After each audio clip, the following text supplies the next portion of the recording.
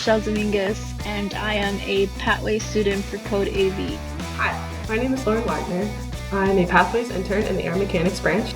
I'm Haley Cummings, and I'm currently working on the mechanical design in the side-by-side test stand. Hello, my name is Jeffrey Annette, and I work in the Aeromechanics branch, and I work on rotor control systems. I'm Sarah Conley, and I'm the mechanical designer for the multi-rotor test bed.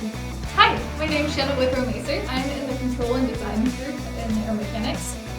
I will be doing an overview of some of the past work that Code AV has done in the NFA under the RVLT project.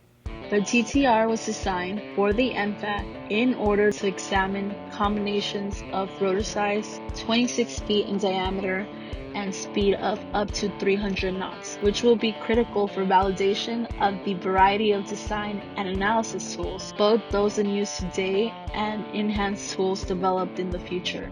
The LRTA is a larger rotor test stand, and together with the UH-68 airloads rotor, was tested in May 2010. The test was designed to produce unique data not available from the UH-68 flight test. Code AV has an upcoming test entry, the benchmark cover test.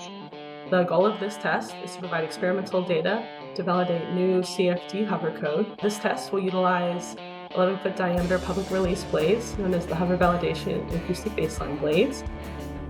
They will be mounted 40 feet in the air on the newly refurbished Omni-Rotor Test Stand, or ARTS. This test will collect data on performance, air loads, blade transition location, wake, and blade deflection. The test is currently completing its final checkouts at Langley, and I can't wait to get started. The Aero Lab is an up-and-coming facility here at Ames. It serves as a staging area for small-scale rotor tests, such as the MUAS test. This test was conducted to characterize performance of multi-copter systems and was precursor to the recent multi-rotor testbed test and the upcoming side-by-side test. The Aerolab also features a Mark-forged 3D printer, which will be used to 3D print carbon fiber-infused rotor blades in the near future, laser scanning metrology and photogrammetry equipment, and an electric utility truck which is used to transport equipment between facilities. As I mentioned, the side-by-side is an upcoming 7x10 wind tunnel test. The goal of this test is to quantify the ideal overlap of two counter-rotating, intermeshing rotors in forward flight, and to understand the resulting aerodynamics. This configuration is a potential candidate for urban air mobility vehicles, and has been investigated computationally as well.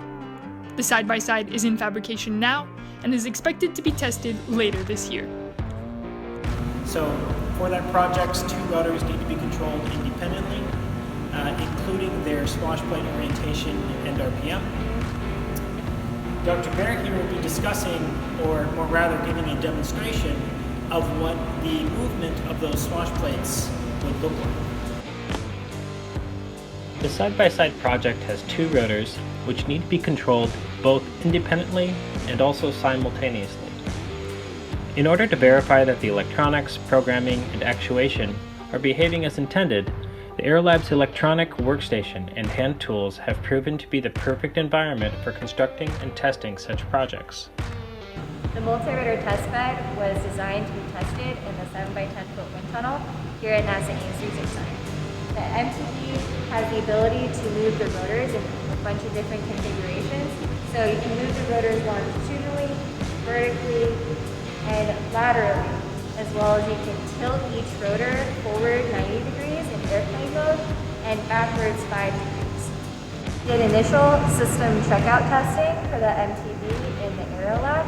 You can see over here, this is a test stand that we initially used to test the rotors. We also tested the linear actuators here in the Aerolab prior to going into the tunnel.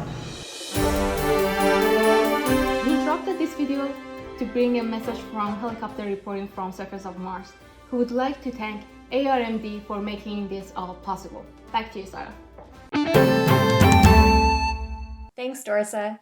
Now we're going to head over to the VMS. The VMS has simulated many vehicles over the years, including several rotorcraft. The test currently being performed at the VMS is the first that is specifically for urban air mobility.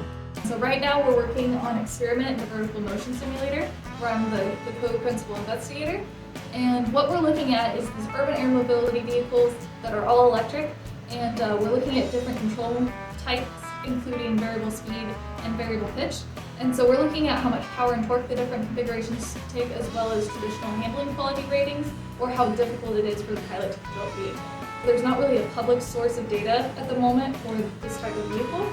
And so it'll go out to the industry to kind of inform what the control margins need to be and how the motors need to be designed, as well as to the FAA. So we have lots of really great guest pilots that come in for our experience. Some of them come from other centers at NASA. We also have some visiting pilots from the FAA and our DoD partners. Let's go check out the cab. So this cab is a fairly traditional rotorcraft setup. We have the 2 seats, but right now we only fly with the 1 pilot. So our really awesome experienced volunteers sit here, and they have a side view window out there where they can fly some of the maneuvers. Here you can see a pretty traditional control panel, but one thing that's really special about this is since it's an all-electric, variable speed controlled vehicle, then we need to also monitor the RPM.